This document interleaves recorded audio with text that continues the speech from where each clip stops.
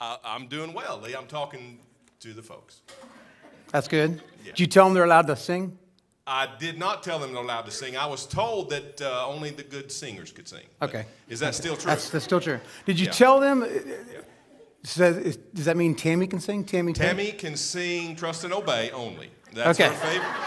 That is her favorite hymn. I know that for a fact. And so if we sing Trust and Obey, Tammy is allowed to sing. Did you tell them that they are allowed to laugh? They can laugh. And as a matter of fact, it's encouraged and actually wished for. Makes our job a whole lot easier. All right. If you laugh. Not at us, but with us, please. I apologize for interrupting, but there's been a couple things that have been bothering me a little bit lately. And one of them, I'm from Ohio originally. Yay.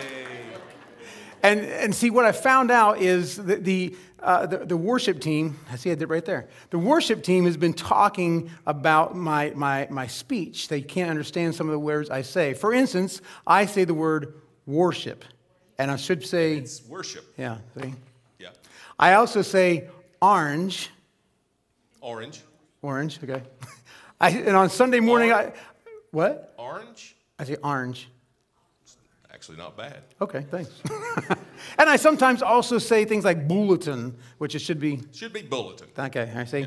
So I have enrolled myself in a class up at NECCCCC, something like that. Something like that. It's a foreign language class so that I can learn how to speak Southern. Specifically, East Tennessee Southern. And this is a class for anybody who needs, if anyone needs a foreign language credit, you can enroll at NECCCCC. It's for people from like Ohio and up north, like Canada and places like that. Canada. That's what I said, Canada. And from places like that, you know, so that we can learn how to speak the language more properly. So what I'm going to do, we're going to have some words that I've asked Sandy to put on the screen, and I will pronounce them for everybody. This is what I have learned in my class. You got to help me out a little bit, and then I will tell you what they mean. I'll even use them in a sentence for you. Does that sound good?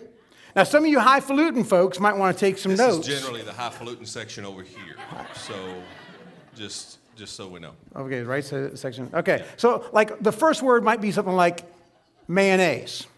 Mayonnaise, so oil, eggs, kind of mixed together. See, that's where you're wrong. In this class, they taught me that mayonnaise is more like mayonnaise. A lot of people here tonight. Mayonnaise, gotcha. I see where this is going. For instance, I think I know. Asbestos. Yeah. I'm going to put up with that sweater as best as I can. Okay. How about that? That works really good. I'm glad you're catching the hang of this. All right. So one of the words I want to show you, and you go ahead and say it with me, KOKOLER. KOKOLER. Everyone say it. KOKOLER. Boy, they're getting good. KOKOLER. KOKOLER. Now, you know what KOKOLER is? KOKOLER. They make bathroom fixtures, I think.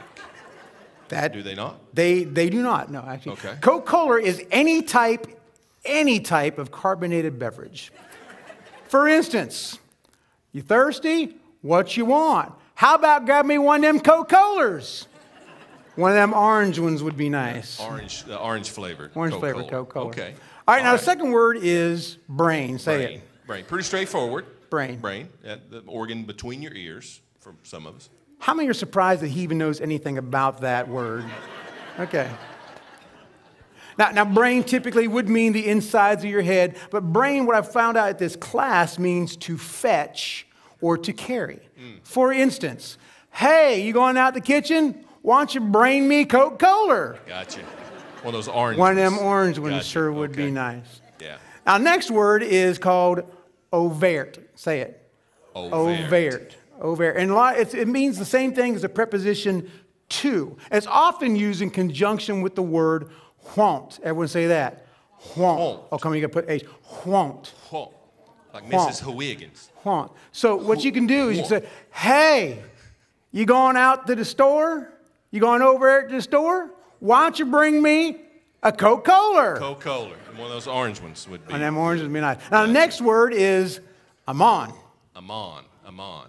In the Middle East, for instance, they'll have like rabbis, teachers, they may call them an AMMONE. Correct? No. No. But it's okay. Everyone know what the word AMMONE means? It means like I'm going to slap you alongside the head. I'm gonna stand OVAIRT. OVAIRT. OVAIRT. Now, everyone knows this next word. Pictures. Everyone say it. Pictures. Pictures. Picture of cold iced tea. That's what you would think. But I have learned in this class that down here, pictures is the same thing as photographs. Photograph. You've been listening to David Clark, haven't you? I have. That's yes, right. Sir. Pictures. Yeah. I got you. And now, David Clark does not use one of these things to take pictures. No. He uses something that you got to put film in. Film. You got to put film in. Film. Film. All right. Now, there's two other words called DISHEER. Say it. DISHEER. And ATTAIR. ATTAIR.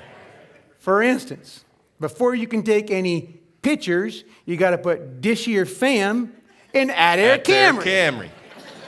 Wow, this is coming together. You guys are doing I good. had no idea this was going to happen tonight. This is a great class. I enroll in it every day. Wow. Every day. It's a great class. All right, now the next two words. They look and sound very similar, but cannot be more different.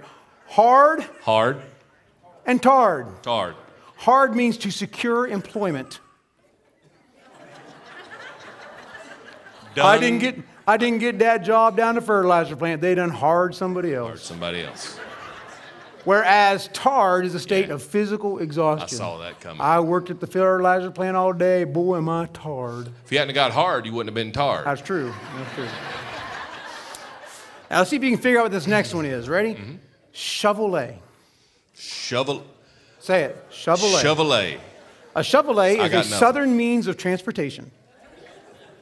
There weren't no one that could drive a Chevrolet like old Dale Earnhardt.